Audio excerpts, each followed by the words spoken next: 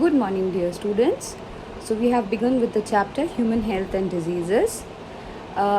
We discussed a little bit about Socrates. Well, that is not much in your syllabus, but then since it's a bit interesting, we discussed. We also discussed what are pathogens.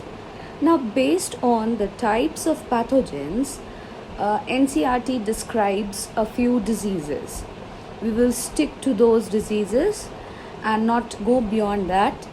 I request you all to make it a tabular form to understand, because these diseases you have to learn like what are the types of pathogens. Based on that, like there is a virus, there's a bacteria, then there are your fungi, then helminths, protozoans. So what a particular group of pathogen is causing which type of disease. So if you make it a tabular form, it will be easy for you all to understand. So let's get back to what are pathogens and the types of pathogens. We've already discussed that pathogens are tiny microorganisms that cause many of the most common disease. It infects or invades the body and attacks these cells and tissues. Now, we also know that we'll not consider rickettsia, we'll consider bacteria, virus, fungi, protozoa, and parasitic worms. Among the bacterial diseases, we'll first discuss about the Salmonella typhi, which causes typhoid. A test known as Vidal test confirms whether you are infected by Salmonella typhi, and the doctors on the basis of this test infer that whether you are suffering from typhoid or not. We have discussed that this disease typhoid is caused by bacteria. Now, what causes this disease? This disease is spread by food and water contaminated with the feces of a patient who has already had typhoid. Houseflies may carry the pathogen from feces to the food, milk, water, and the causative agent enters the mouth, reach the intestine and cause lesion in the intestinal wall. Some of the symptoms of typhoid are constant high fever, then for a week, then in the second week you will find a gradual decrease in the fever. There'll be headache, weakness, abdominal pain, constipation, inflammation. There'll be enlarged liver and spleen, rashes, pain in the eye. And what confirms? A blood test for Vidal test confirms whether you are suffering from typhoid or not. Now, if untreated, this disease can be fatal as well, because this bacteria causes perforation in the intestine, in the stomach's spleen, and as a result it causes death. We also discussed that houseflies are the carrier of this disease, and then once this disease spreads, it is very fatal if untreated. There's a very famous case with typhoid. There was a lady known as Mary Mallon, and she was known as the typhoid lady. What made her named so was she was a carrier of the disease typhoid, and she herself did not have any symptoms of typhoid. She was a housemaid, and wherever she used to work, she used to wash the utensil and all, and she used to spread the disease, but she herself did not have any symptoms of the disease. So nobody could find out from where the person was getting the disease, because they were having food, homemade food. Later on, it was found out that this lady was a natural carrier of the bacteria, as a result of which whatever thing she was touching or using got infected with Salmonella typhi. Story of typhoid Mary. She had infected 47 people and killed 3, constantly changed her employment, but the members of the household always got sick. She was forced into containment for 2 years, then released under the condition that she would no longer be a cook. She assumed a false name and began cooking again, and of course, infecting numerous people. She was forced into lifetime containment, where she died 26 years later because of pneumonia.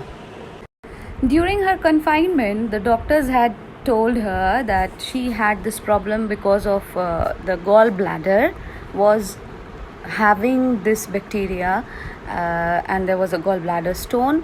She was asked to get that operated, but because of her poverty, she did not get that operated. Had she got that operated, she would have been a successful cook.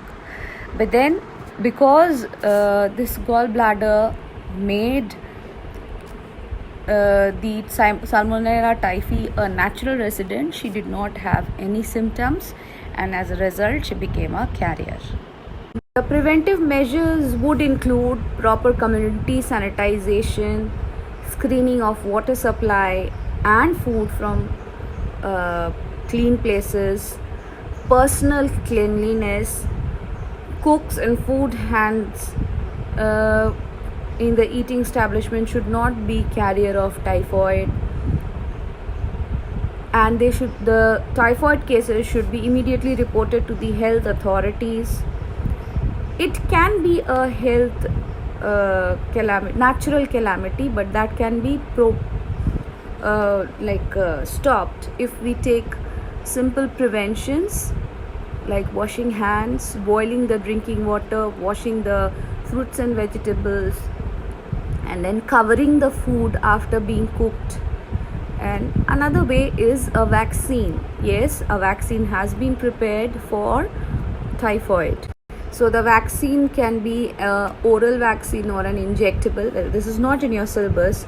You just have to mention that antibiotics can treat the disease. And yes, there is a vaccine. It helps in preventing a person from typhoid. Next, we are discussing about another bacteria known as Streptococcus pneumoniae. Similar to Streptococcus pneumoniae is your Haemophilus influenzae. Both of them cause pneumonia. Now, it is a serious disease of the lungs where fluid gets collected in the alveoli and bronchioles. With the result, lungs do not get sufficient air to support life. So this chart shows how various bacteria affect the respiratory tract. Now, since it is affecting these two bacteria, Haemophilus influenzae and Streptococcus pneumoniae, they are infecting the lungs. So the mode of transmission is by the sputum of the patient.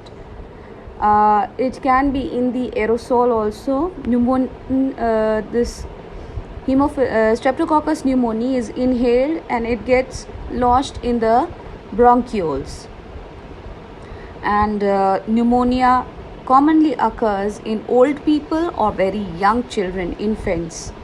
The onset of pneumonia is usually sudden with a single shaking chill, and it is followed by fever, pain, cough, headache. There will be in severe cases you will see blueness in the skin and also in the fingernails because of lack of oxygen in the body. So people who have low immunity, who are exposed to malnutrition, they can suffer from pneumonia. Basically, these two are bacteria which are causing respiratory tract infections. These bacteria are either inhaled or they get into the body through the sputum. They go into the respiratory tract and they infect and cause disorder in the respiratory tract, causing pneumonia. In severe cases, pneumonia is fatal when the whole lungs, all the bronchioles are clogged, blocked. There is not enough of oxygen in the body and it causes death. The disease spreads by using same clothes used by a patient, same utensils used by a patient. So it is a contagious disease. There are some other bacterial diseases as well, like your dysentery, diphtheria, plague. These are all bacterial diseases, but then we don't have to do that in details. Next, we are going to discuss about the viral diseases. Viruses are small, simple, lifelike forms from 1/2 to very small in size. They are smaller than bacteria. These organisms are human body's worst enemies. We are all suffering right now. We are having this mode of teaching because of a virus, the novel COVID-19. All viruses are parasites. If you recall the structure of virus from your last year's syllabus, it has a genetic material covered by an envelope of protein.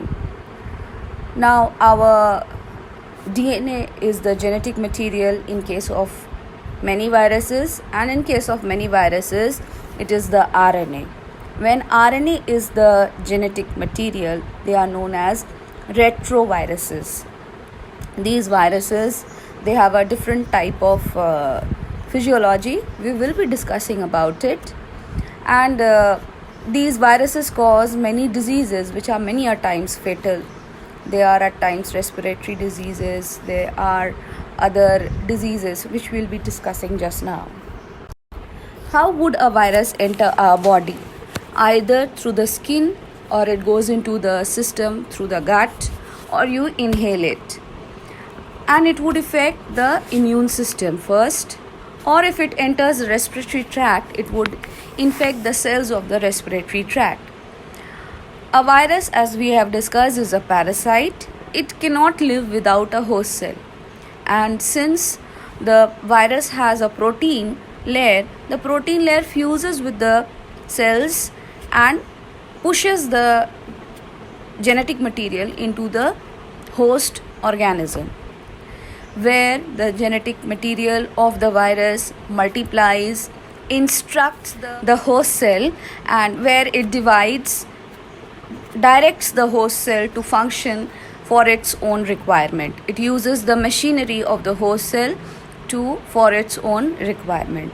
So it multiplies its genetic material, makes more proteins for as its covering, forms the virus, then the cells burst.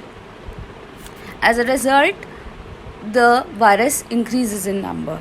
This is what is happening with the COVID-19. All of you know, you might have read that it is getting transmitted from person to person. So if an infected person is breathing and speaking, it is coming out through his mouth into the air. And if you inhale that would be harmful for you. You will get the infection.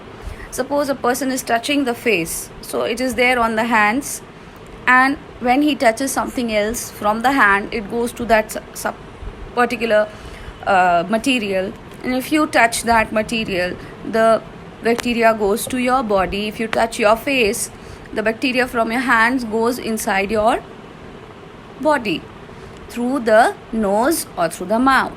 That's why the health authorities are asking you to cover your nose and mouth so that there is no contact with the virus. They are asking you to wash your hands so that if you touch a contagious substance, the moment you wash it, because it is a protein, the protein wall gets ruptured.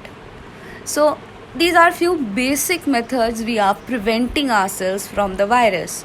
And as I told you, this Mary Mallon was a natural carrier of typhoid.